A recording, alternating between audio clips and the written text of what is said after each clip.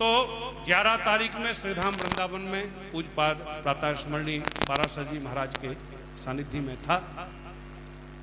देखो जो कुछ है सब उन्हीं की कृपा का फल है,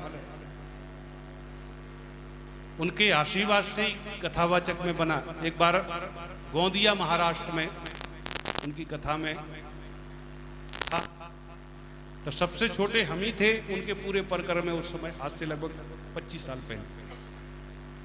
तो भोजन कर रहे थे महाराज जी, उनके साथ में उनके आचार्य जी श्री संतोष गौतम जी भी थे, हमारे आदरणीय पाठक जी भाई साहब भी थे, सर्वशरण भाई साहब जिनसे दास को संगीत सीखने को मिला।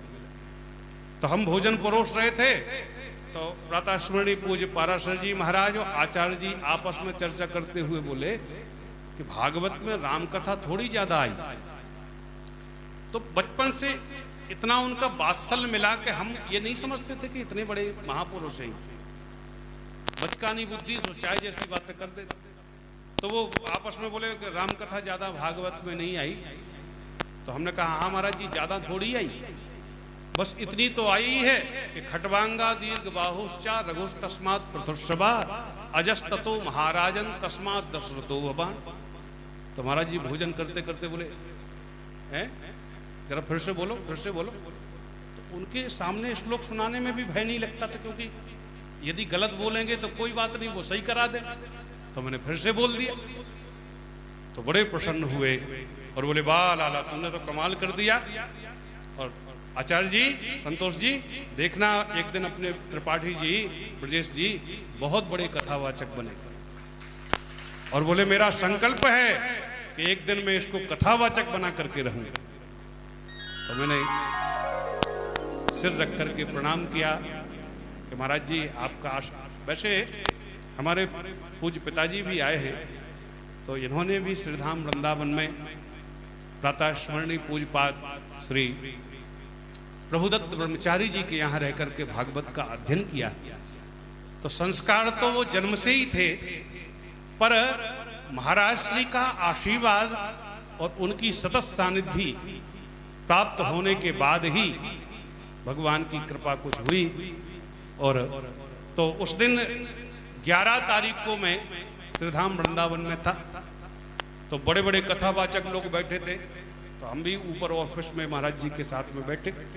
तो महाराज जी सब जितने कथावाचक, कोई महामंडलेश्वर भी उनसे कह रहे थे कि हमारे त्रिपाठी जी, हमारे ब्रजेश जी बहुत अच्छे कथावाचक। तो हमने सिर रखा चरणों में, हमने कहा महाराज जी अभी श्रावण के महीने में और मऊरानीपुर में ही हमने 1 महीने की कथा ले ली। तो जितने कथावाचक बैठे बोले महाराज 1 महीने की कथा। तो महाराज जी हंस करके कहते देखो साहब 1 महीने की कथा करेंगे अभी हमारे त्रिपाठी जी श्रावण महीने। तो सब लोग बोले महाराज 1 महीने की भी कथा होती है भागवत। तो जब वो सब लोग बोले कि 1 महीने की, तो और हमें डर लगा कि इतने बड़े बड़े लोग ये कह रहे हैं कि 1 महीने की कथा, तो हम कैसे कर पाएंगे। तो महाराज जी मुस्कुरा के बोले हमारे तरफ, हाँ हाँ क्यों नहीं होती, और भागवत तो भगवान का स्वरूप है, आपकी जितनी सामर्थ्य हो विस्तार करते जाइए, 1 महीना करिए, 2 महीना करिए।